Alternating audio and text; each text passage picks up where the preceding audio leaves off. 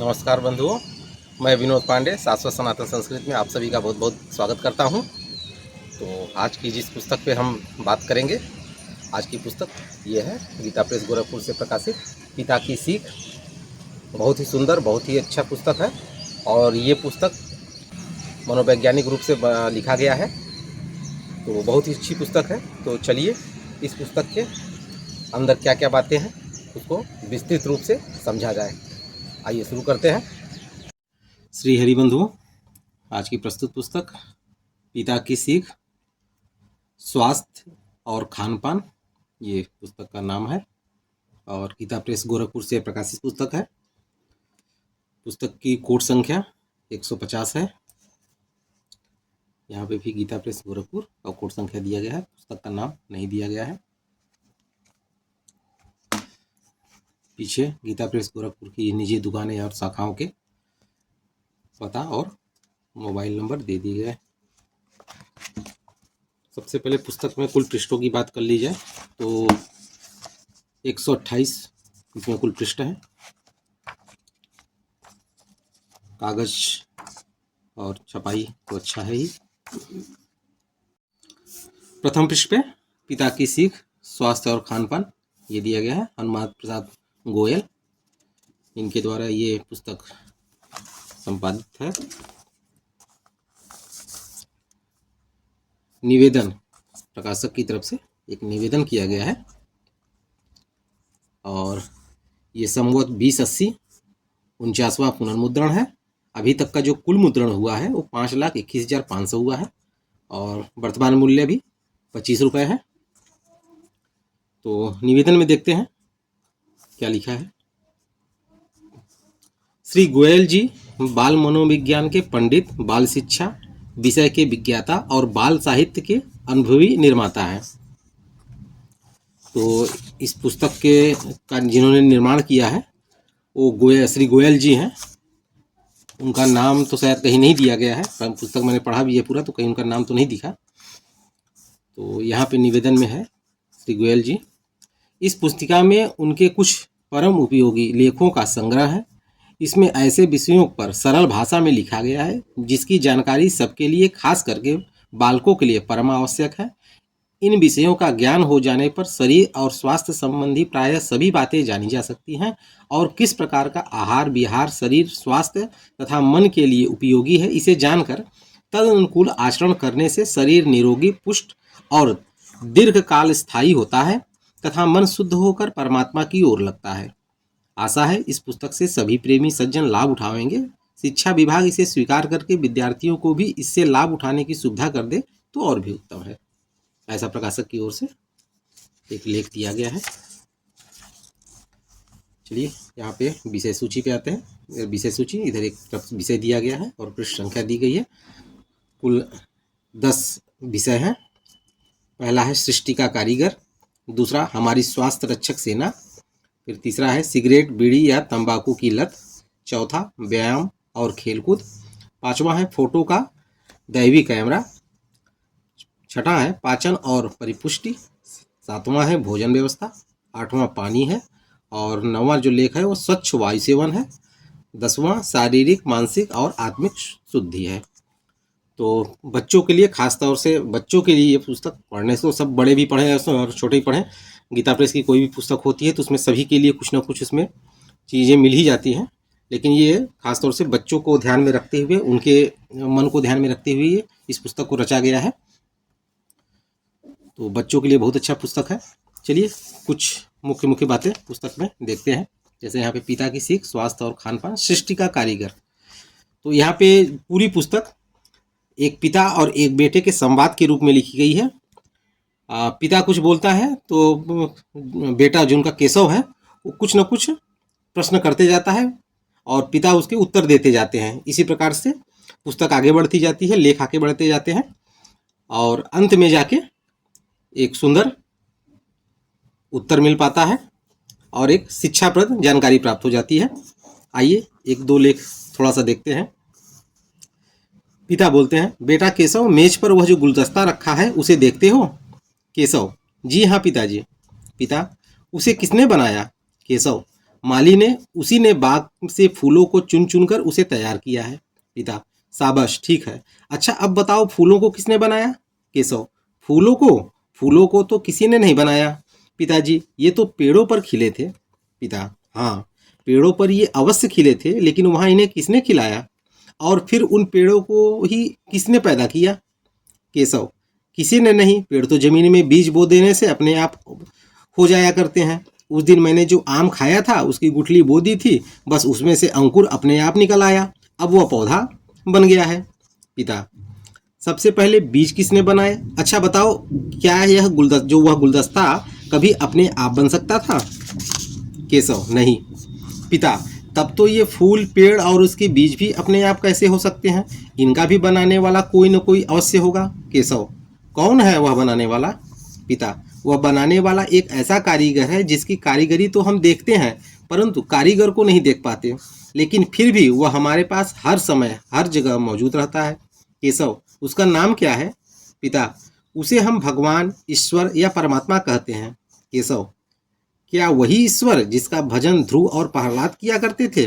पिता, हाँ, वही ईश्वर। वह बड़ा भारी कारीगर है। उसने केवल पेड़ों और फूलों को ही नहीं, उनके बीजों को, यहाँ तक कि दुनिया की हर चीज़ को पैदा किया है। ये रंग रंग के पक्षी और भांत भांत के पशु सब उसी ने बनाए हैं। रेंगने वाले कीड़े और उड़ने वाले पतंगे भी उसी के द्वारा बनाए गए हैं। उसी ने नदी की मछलियों को बनाया और समुद्र के जीवों को पैदा किया। तुमको, हमको और सब मनुष्यों को भी उसी ने बनाया। उसी ने सूर्य को बनाया, चंद्रमा को बनाया और आकाश के तारों को पैदा किया। उसी ने आग, हवा और पानी बनाए और उसी ने पृथ्वी तथा आकाश को भी जन्म दिया। कहाँ तक कहें, बस थोड़ा में इतना समझ लो कि सृष्टि में जो कुछ तुम्हें दिखाई देता है और जो कुछ नहीं दिखाई देता वह सब उसी का बनाया है। वही इस सृष्टि का एकमात्र कारीगर है। तो इस तरह से, जैसा कि आप देख रहे हैं, सुन पा रहे होंगे कि इसी तरह से ये आगे बढ़ती जाती है और केशव जो जो पूछता जाता है उसके प्रश्नों के उत्तर मिलते जाते हैं और एक रोचक ज्ञानवर्धक जानकारी निकल के आती है सामने। इसी तरह जैसे कि यहाँ पे हमारी स्वास्थ्य रक्षक सेना, इसको भी थोड़ा सा मैं एक पेज ये आपको सुनाता हूँ, इससे समझ में आएगा आपको कि पुस्तक के अंदर क्या है। केशव, पिताजी, माताजी को बुखार आ गया है, चारपाई पर पड़ी हैं। पिता, बुखार न आए तो क्या हो, इतनी बार उन्हें समझा चुका हूँ, वह अपने स्वास्थ्य पर ध्यान नहीं देती नहीं। केशव, स्वास्थ्य किसे कहते हैं पिताजी? पिता, जब हमारे शरीर के हर एक कल पुर्जे अपना अपना काम ठीक ढंग पर करते रहते हैं तब उस अवस्था को हम स्वास्थ्य कहते हैं। जब वे अपना काम ठीक ढंग पर नहीं करते या उनमें कोई खराबी पैदा हो जाती है तब उसे हम रोग, बीमारी के नाम से पुकारते हैं। केशव, पिताजी, बीमारी कैसा पैदा होती है? पिता, बीमारियां बहुत तरह की होती हैं और उनके पैदा होने के कारण भी बहुतेरे हैं, किंतु मोटे तौर पर हम कह सकते हैं कि कुछ बीमारियां तो ऐसी हैं जो खान पान या रहन सहन की खराबियों से पैदा हो जाती हैं, जैसे अपच, मंदाग्नि, बात, गठिया, सिर का दर्द, पेट का दर्द, कब्जियत इत्यादि। और कुछ ऐसी हैं जो छूत की अर्थात छूने से पैदा होती हैं, ऐसे प्लेग, हैजा, चेचक, सर्दी जुकाम, इन्फ्लुएंजा, क्षय इत्यादि। केशव, ये छूत की बीमारियां किस तरह पैदा होती हैं? पिता, छूत से पैदा होने वाली बीमारियां वास्तव में छोटे छोटे कीड़ों से उपजती हैं। ये कीड़े इतने छोटे होते हैं कि साधारण आंखों से दिखाई नहीं देते, इसी से इन्हें कीटाणु कहकर पुकारते हैं। इन्हें देखने के लिए एक ऐसे यंत्र की आवश्यकता होती है जो छोटी छोटी चीज़ों को बड़ा करके दिखाते हैं। तो आप सुन पा रहे होंगे, देख पा रहे होंगे कि इस तरह से केशव की जिज्ञासाएं शांत करते करते पिता उनको उत्तर देते हैं और एक नई रोचक भरी जानकारी निकल के आती रहती है। तो बहुत ही अच्छा ये है। अब जैसे यहाँ पे अब आगे चल के सिगरेट, बीड़ी, तंबाकू की लत, उसके बारे में दिया गया है। तो ये अवश्य अपने बच्चों को पढ़ने के लिए दें, नहीं पढ़ते हैं तो उनको पढ़ के सुनाएं। एक पेज ये भी मुझे इसमें पढ़ा था मैंने, तो बहुत अच्छा लगा था, व्यायाम और खेलकूद। पिता, केशव, क्या तुम जानते हो कि हर एक मशीन काम करने से घिसती है? केशव, हाँ, सो तो घिसेगी ही। पिता, लेकिन कुछ मशीनें ऐसी भी हैं जो काम करने से घिसती नहीं बल्कि और सुंदर, मजबूत और बढ़िया बन जाती है। केशव, वाह, यह तो एक विचित्र बात है। पिता, हाँ, दुनिया की सबसे विचित्र बात। केशव, भला ये मशीन है कहाँ? पिता, सबके पास है। केशव, अरे, क्या इतनी सस्ती हो गई? पर आपके पास तो नहीं है। पिता, मेरे पास भी है और तुम्हारे पास भी। केशव, हैं, आप किन मशीनों की बात कर रहे हैं? पिता, मेरा मतलब अपनी देह की मशीन से है। केशव, ओ अब समझा। परंतु क्या हमारी देह की मशीनें काम करने से घिसती नहीं? पिता, घिसती हैं, परंतु ये मशीनें सजीव होती हैं, इसलिए अपनी क्षति को अपने आप पूरा कर लिया करती हैं। इतना ही नहीं बल्कि इनमें क्षति की अपेक्षा पूर्ति की चाल अधिक तेज हो जाती है, इसलिए ये मशीनें काम करने से दिन पर दिन अधिक पौड़ी यानी बढ़ती जाती हैं, अच्छी और सुंदर बनती जाती हैं। केशव, क्या इसके लिए कोई प्रमाण भी मौजूद है? पिता, हाँ, प्रमाण एक नहीं अनेक है और सब प्रत्यक्ष है। तुम उस जीवन लोहार को तो जानते होगे जिसकी दुकान लोहारी मोहल्ले में है? केशव, जी हाँ, खूब अच्छी तरह जानता हूँ, उसे तो मैं रोज ही आते जाते देखता हूँ। पिता, क्या तुमने उसकी भारी भारी भुजाओं पर भी ध्यान दिया है, कैसी मोटी और मजबूत है? केशव, हाँ, बहुत ही मजबूत है, तभी तो वह इतनी भारी घन उठाकर घंटों तक चलाता रहता है और फिर भी नहीं थकता। तो यहाँ पे देखिए, जैसे एक उदाहरण के माध्यम से बता दिया गया है कि ये ऐसी मशीनें हमारे स्वास्थ्य में, शरीर में, जो हमारा शरीर है ये ऐसी मशीन है कि इसको जितना ही हम काम देंगे और जितना करेंगे उतना ही ये मजबूत होते जाएगा। तो उसके बारे में ये बताया गया है कि शरीर को जितना आराम देंगे उतना ही शरीर कमज़ोर होती जाएगी। तो खेल कूद, कसरत, व्यायाम ये सब बहुत ज़रूरी है। तो इसी तरह से कई लेख हैं, ये पाचन पे है। यहाँ पे देखिए ये बताया भी गया है, यहाँ पे ये कोषाणु प्राय 16 प्रकार के मूल तत्वों से बने पाए जाते हैं। तो कोषाणु अर्थात सेल, जो हमारी शरीर के सेल हैं उन्हीं को हिंदी में कोषाणु कहते हैं। वो किन चीज़ों में, इसमें एक तरह से आपको विज्ञान की भी जानकारी, शरीर की भी जानकारी होती जाएगी। तो बहुत ही सुंदर, बहुत ही अच्छी पुस्तक है। तो अगर ये पुस्तक अच्छी लगे तो इसे ज़रूर घर पे लाएं और बच्चों को पढ़ने के लिए दें। पुस्तक बहुत महंगी भी नहीं है, मात्र 25 रुपये की ये पुस्तक है। गीता प्रेस गोरखपुर से प्रकाशित पुस्तकें बहुत सस्ती होती ही हैं।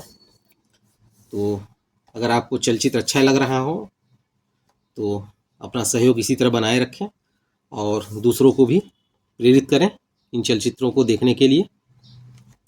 इसी के साथ इस चलचित्र को विराम देते हैं। अगले चलचित्र में फिर एक नए पुस्तक और एक नए विचार के साथ प्रस्तुत होऊंगा। तब तक के लिए आप सभी का बहुत बहुत धन्यवाद।